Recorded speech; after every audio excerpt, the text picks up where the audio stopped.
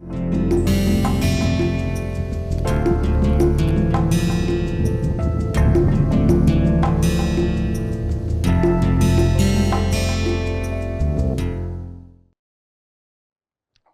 to the next lecture in this course on Introduction to Mechanical Engineering. This lecture is more focused towards static load and fatigue load. Static load means you try to develop a system, a part. Let us take an example of a bridge. So, the bridge is laid, it has its own weight without any vehicle movement is called as static load. Student standing on the chair without any movement is called as static load. A heavy block kept on top of a table without moving is called as static load.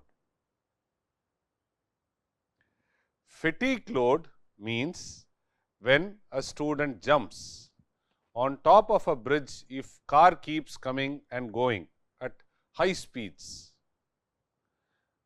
and if there is a road which is laid wherein which you have a road roller going and then you have a truck which is speeding at 100 kilometers, a bike speeding at 100 kilometers, a cycle speeding at 10 kilometers, all of them trying to cross the bridge. It is a fatigue load. It can be uniform load or it can be ununiform load or non-uniform load, but crossing the bridge. So, this tries to create a fatigue to the bridge. So, when you try to develop bridges, dams, buildings, you are supposed to think in mind to construct for next 100 years. So much of efforts will be made to understand what is the fatigue load and how much material should I add to the existing structure such that it can withstand the service conditions. In this lecture, we will try to see what is static load, what is fatigue load, mechanism of fatigue failure, factors affecting fatigue life, critical load, buckling load, ultimate load, a bridge case study, then 1 or 2 numerical problems. Finally, we will try to recap what we covered in this lecture. Static load. Static load refers to forces or load that are applied gradually and remain constant or change very slowly over time. So, it is applied gradually, released gradually and remains constant. The first time you try to keep a brick on top of a table, you apply it and then for a long time it is kept constant. These loads do not cause significant motion within the structure and are typically used in scenarios where the force is steady and predictable. For example, you try to construct a house very close to the seashore. So, the breeze, the sea breeze is never constant. Sometimes there is a surge of heavy wind or there is a mild breeze which goes. So, here it is not a static load. So, these loads, the static loads do not cause significant motion within the structure and are typically used in scenarios where the force is steady and predictable. A man trying to lift a dumbbell, right? Gradually he lifts and then gradually he pulls down, and there is no moving part here. It is only a dumbbell weight which goes up and down.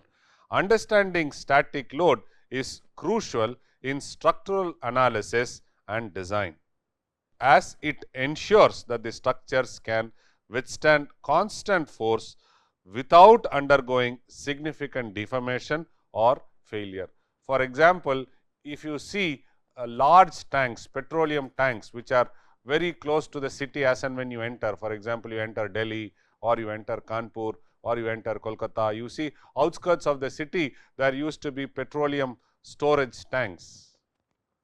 These storage tanks of its own has a heavy load, has a very heavy load. So, constructing them, it has to be constructing on top of a soil, it needs lot of static analysis. And when the petrol is filled into the tank, it becomes though a static, but an impact load keeps coming. When it is drained out also, a sudden surge of load which gets exhausted. So, here the building of a storage tank is a static load, right. So, accurate assessment of static load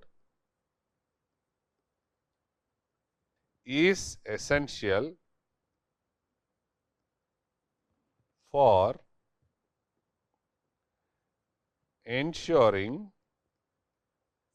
the safety and longevity, that is the reliability, longevity of engineering projects.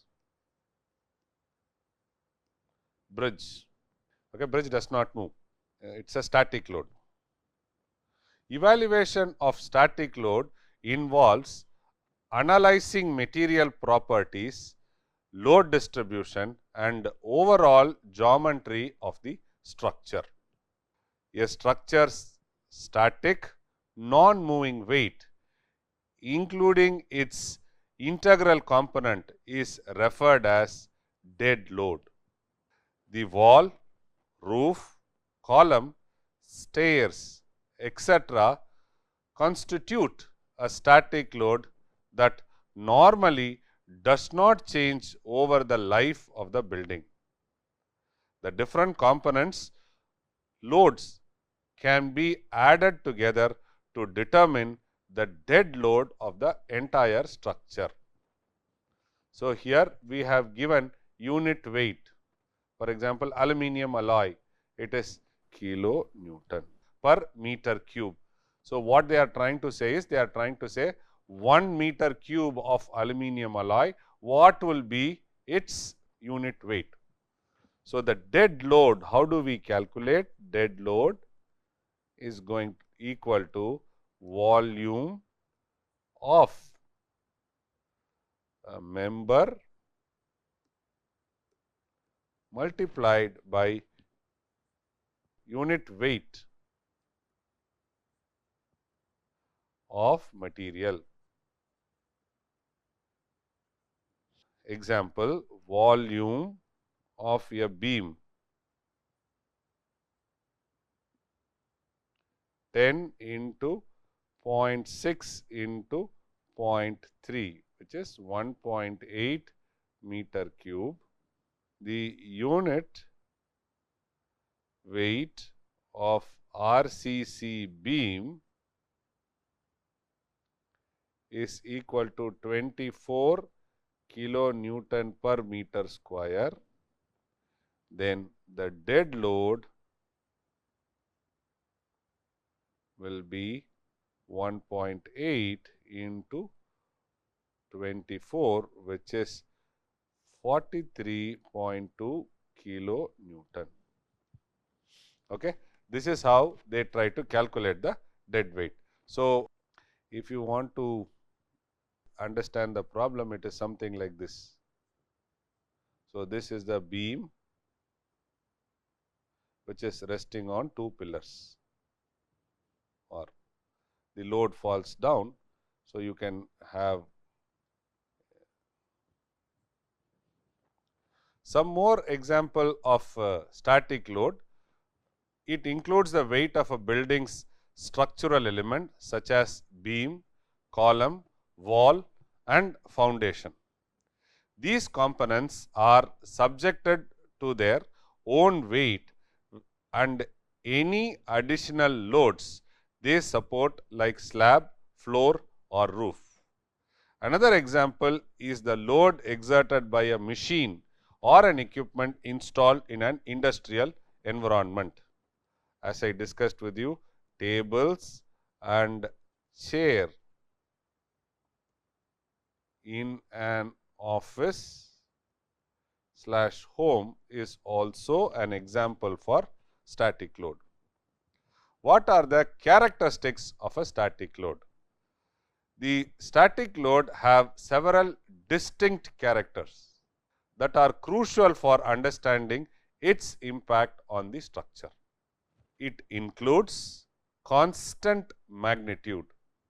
The magnitude of a static load remains constant or changes very slowly over time, unlike dynamic loading that fluctuates rapidly. Predictable behavior. Static loads are predictable and easier to analyze as compared to that of dynamic loading, allowing for more straightforward calculation in static or structural analysis. Gradual application. Static loads are applied gradually, avoiding sudden impact or shock to the structure. Long duration.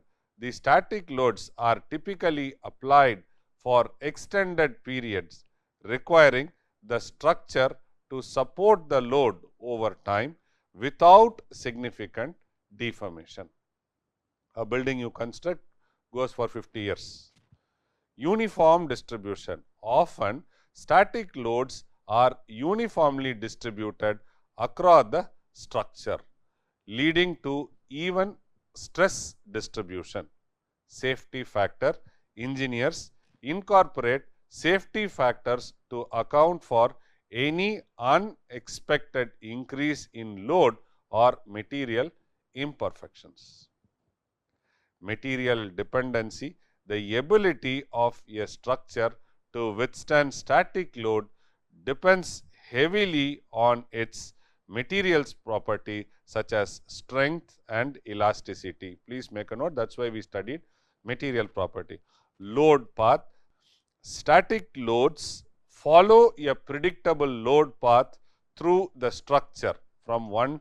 If you have a truss or if you have multiple components, the load will be distributed in them. So, predictable load path through the structure, easing in design of supports and foundation accordingly. The importance of static loading analysis. Static loading analysis is a fundamental aspect of structural engineering and design, providing several critical benefits. Safety assurance ensures that the structure can withstand constant loads without experiencing failure or significant deformation, protecting occupants and users. The other important thing is structural integrity. Maintaining structural integrity of buildings, bridges and other constructions by accurately predicting how they will respond to static loads. Design optimization helps in optimizing material usage and structural design, leading to cost-effective and efficient construction practices. So, for design optimization it is used. Longevity is another importance of static load analysis. The regulatory compliance ensures compliance with building codes and standards that mandate specific load bearing capacity for safety and reliability. Risk management reduces the risk of the structural failure and associated hazard by providing clear understanding on how loads affect structure. Foundation design.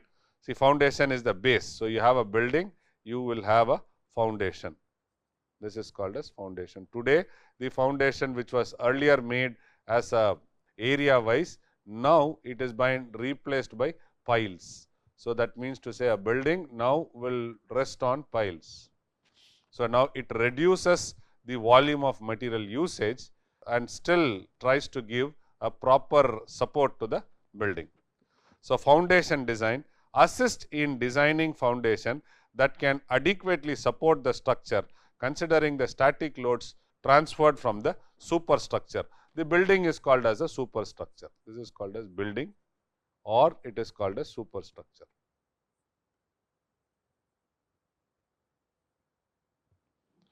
Maintenance planning facilitates effective maintenance and inspection schedules by understanding the load effects over time and identifying potential weak points is also part of static analysis. Economic efficiency, minimizing repair cost by ensuring that the initial design cost for all static loads are appropriately done. Next, let's move into the topic of fatigue loading. It is the phenomena when a material is subjected to a repeated cycle of loading and unloading, causing fluctuating stresses and strains over time. So, that means to say, suppose you are walking on a staircase. So, it is loading, unloading from one floor to one stair to the other, one stair to the other, engine rotating at a high speed, connecting rod, crankshaft, and then a boy jumping, a trampoline jump, right. So, all these things are fluctuating load. This leads to initiation and growth of cracks within the material, eventually resulting in a failure even if the stress levels are below the ultimate strength of the material. See, we understood that the ultimate tensile strength is going to be the highest point after which the material fails. This is for a static loading condition. In dynamic or in fatigue loading condition, because of the static load, the tensile stresses on the skin of the material comes into existence, tensile compression, and you keep doing it repetitively, it causes a failure even before it reaches the tensile, ultimate tensile strength. Okay, a failure will happen early. So, cyclic loading is a very, very important thing which you have to calculate and you have to make a note of it. Unlike static loading, it involves dynamic and cyclic variation progressively weakening the material. Suppose if there is a crack, a small crack, and this crack while undergoing cyclic loading, this crack undergoes faster. So, I have compared three. One is static failure. You can see large global deformation and large plastic strains come into existence, right. And I have put the sample like this. Generally, we discuss it like this, but I have put the sample like this. Then low cycle fatigue, small plastic strains come into existence. Low cycle fatigue means the frequency in which you are bending is very low. So, there can be four conditions. One is low cycle, another one is high cycle. Then comes the low amplitude and high amplitude. Low amplitude and high amplitude. Okay. Low cycle frequency is an activity which happens maybe twice a second, 5 times a second, 10 times a second. That is low cycle. And the amplitude, the load. So, what we are trying to talk about, amplitude with respect to cycle or something. So, amplitude is very low. It can be in Newton, kilonewton, whatever it is. When we talk about high cycle, the frequency in which it happens goes higher than 50 hertz, 100 hertz, sometimes in kilohertz, megahertz. And here, when we talk about kilohertz and megahertz, the amplitude will be in 10 microns. Here, the amplitude may be the displacement or the loads. The amplitude can be in terms of 1 centimeter, 2 centimeter, 5 centimeter. High amplitude can be 1 inch, 2 inch, 3 inch, something like that. So, if you talk in terms of displacement, and if you talk in terms of weight, it can be 1, 10, 100, and when we are talking about high cycle and weight, if you see, it will be grams, less than grams, and when you are going to high fry amplitude, it will be less than that, depending upon your situation, by the way. So, these things you can have multiple combinations: low cycle, low amplitude, low cycle, high amplitude, high cycle, low amplitude, high cycle, high amplitude. You can have combinations. When we look at the high cycle fatigue, small local elastic strains are seen here. Proper analysis and understanding of fatigue loading are essential in designing structures and components to ensure the longevity and reliability of varying loads.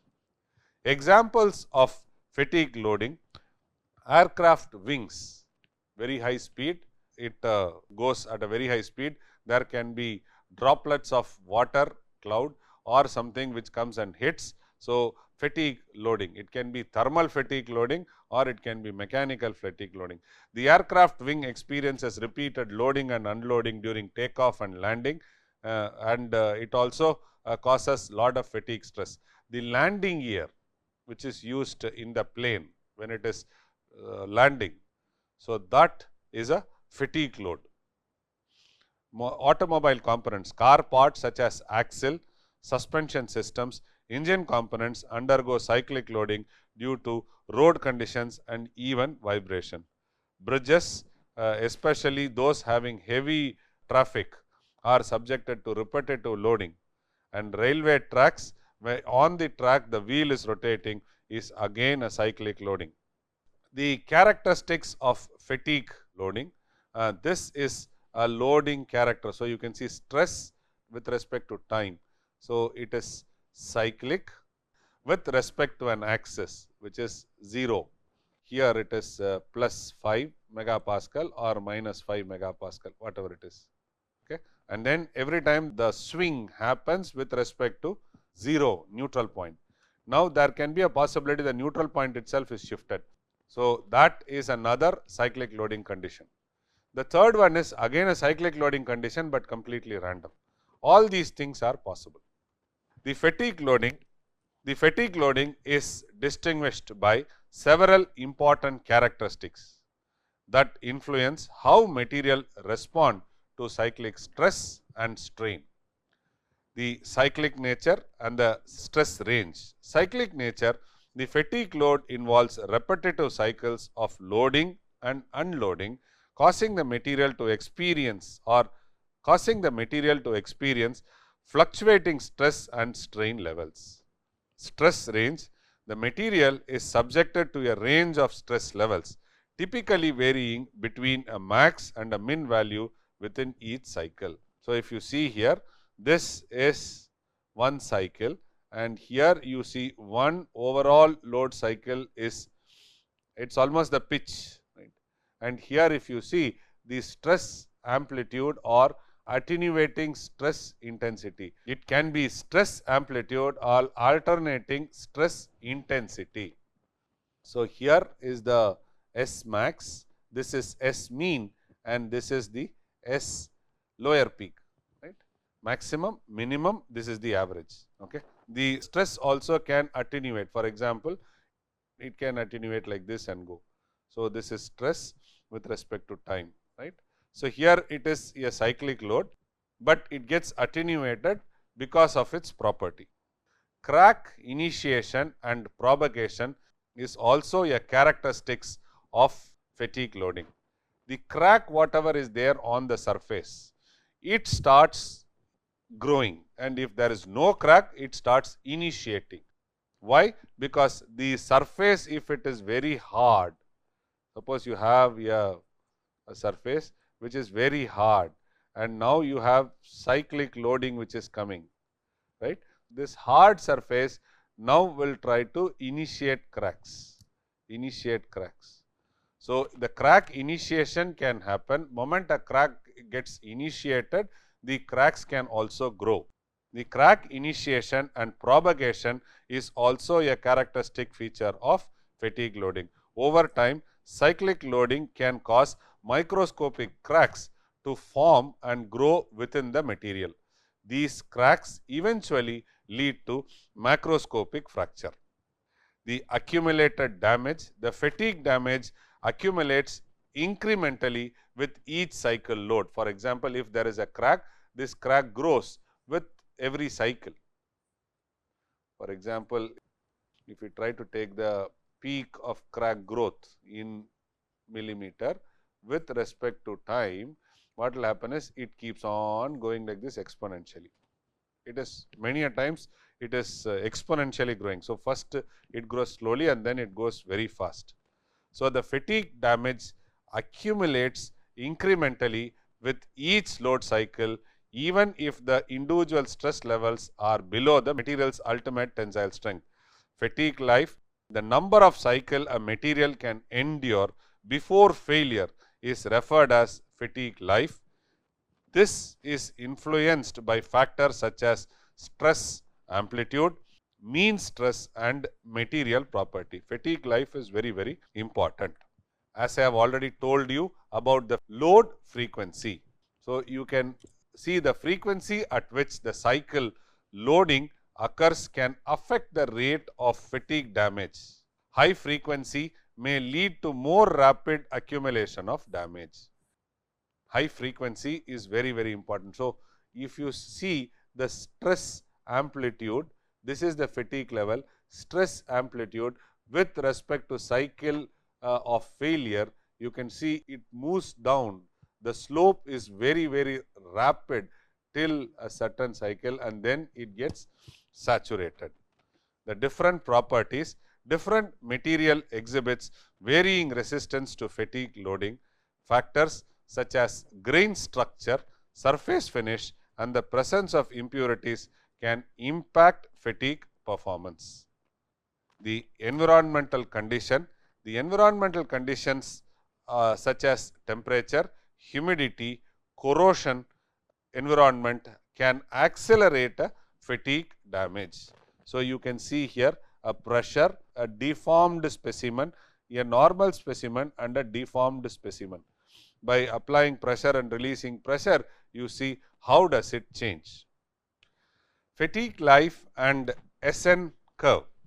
Fatigue life, it refers to the number of cycles a material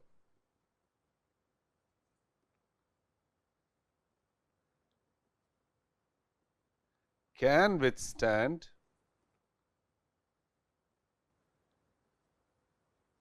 before failure occurs due to fatigue loading. It can be represented like n suffix f. So, you can see generally they do it on log-log graph, because log-log graph means you can accommodate lot of data points. So, the load will be in linear scale, this will be in log scale. So, you can see here for two different materials they have given stainless steel and then they have given for carbon steel. The interesting part is you can try to take a slope of it or try to take the response into a line equation and then try to take it to your structural analysis and incorporate. The lifespan is influenced by several factors like the stress amplitude, mean stress, material properties and environmental condition. The fatigue life is crucial for predicting the durability and reliability of materials and structures that are subjected to cyclic loading over the operational lifetime.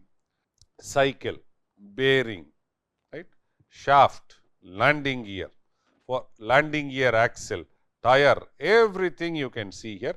Fatigue life is crucial for predicting its durability and reliability. The fatigue life will be always described through a SN curve. They will always ask, do you have a SN curve for the given material? Many of the new materials which are coming, it is yet to be developed, and some of them they try to run for a certain number of cycles, Or what do? Is they try to do an accelerated test. For example, they try to double the load and see what is a failure, and then they say, okay, double the load, it has withstand so much. So, it is an accelerated lab test failure. So, we can try to predict that this is what is the response. And some of the materials are run for years together to get the SN curve response. The SN curve describes the relationship between the cyclic stress amplitude and the number of cycles to failure. The SN curve, also called as Wöhler's curve, is a graphical representation of the relationship between stress amplitude and the number of failure for a particular material. So, you can see low cycle fatigue, high cycle fatigue limit, then this is the low cycle fatigue, and this is for high cycle fatigue, how is the response, and in the x axis you see here stress taken in the log scale, number of cycles to failure again taken in the log scale. So, you can have SF and S1000, right. So, you can see here this is the fatigue life. So, it reduces drastically when it goes to 10 to the power 6. SN curve, also called as Wöhler's curve, is a graphical representation of the relationship between stress amplitude and the number of cycles. So, stress amplitude becomes S and number of cycles becomes N. That is why it is called as SN curve. These curves are generated through specialized fatigue tests, where a specimen is subjected to repeated cyclic loading until its fracture. The data is plotted with stress amplitude on a vertical axis and number of cycles in the horizontal axis, both in the logarithmic scale. Here are some key features of SN curve. Fatigue limit.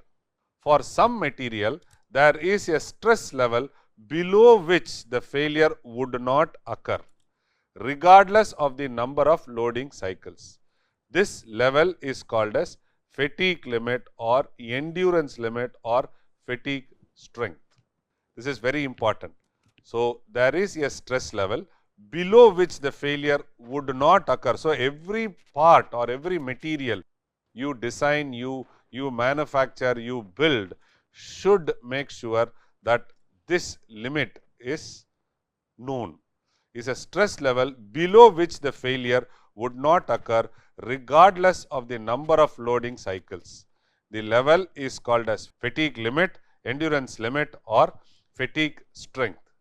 It is important to note that the fatigue limit is not a guaranteed value and depends on various factors like material property, surface finish and temperature. So, this also is for room temperature they would have done, for higher temperature they would have not done. If there is a rough surface, there will be a crack growth happening, and also the material properties. So, the regions of the SN curve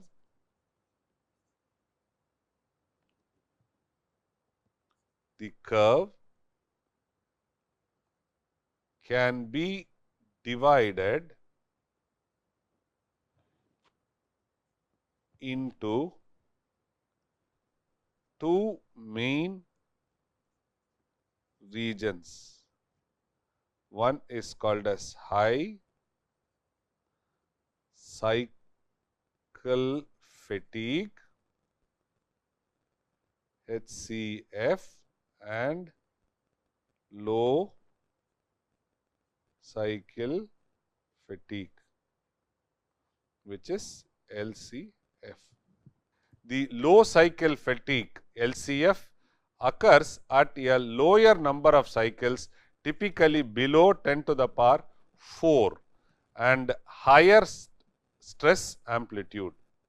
The material deforms plastically in this region and the SN curve becomes steeper or flattened out. High cycle fatigue, the cycle occurs at a higher number of cycles, typically above 10 to the power 4. It can go up to 10 to the power 6 and relatively low stress amplitude. In this region, the SN curve exhibits a linear relationship on a log-log plot. So, you can see here 10 to the power 4, okay, 10 to the power 4 is here, right. So, this is finite cycle, this is infinite cycle, this is the fatigue limit, right. This is the fatigue limit. Here you have low cycle fatigue and you have a high cycle fatigue log scale. You can see here stress maximum, which is RM, right. This is the curve. So, this is what is the flattening which we are talking about, and this is what is the linear response we are talking about. The above one is called as low cycle fatigue and the below one is called as high cycle fatigue. The SN curve are typically generated for specific test conditions like material properties, specimen geometry, loading type and particular environment. Generally what we do is for bearings we do, for gears we do, right, and then we do for shafts. These for mechanical engineering components, these things we do. And nowadays what they do is they also try to construct scale down of a flat or a building, and then they also try to do for disaster management, they try to do the SN curve and see what is the response. So, real world application often involves complex loading conditions and the SN curve might need to be adjusted to consider these factors. Typically what do we do is we know the load, we go to the SN curve and do the twice of the loading of whatever is the complex situation. So, we doubly make sure that the entire thing gets accommodated and then we do a test. Material properties can vary with a batch while the SN curve represents a average behavior. Fatigue life, the fatigue limit is not always well defined for some materials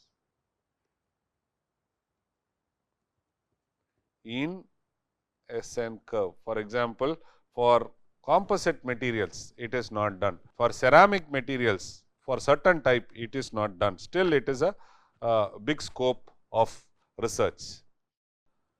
Thank you very much.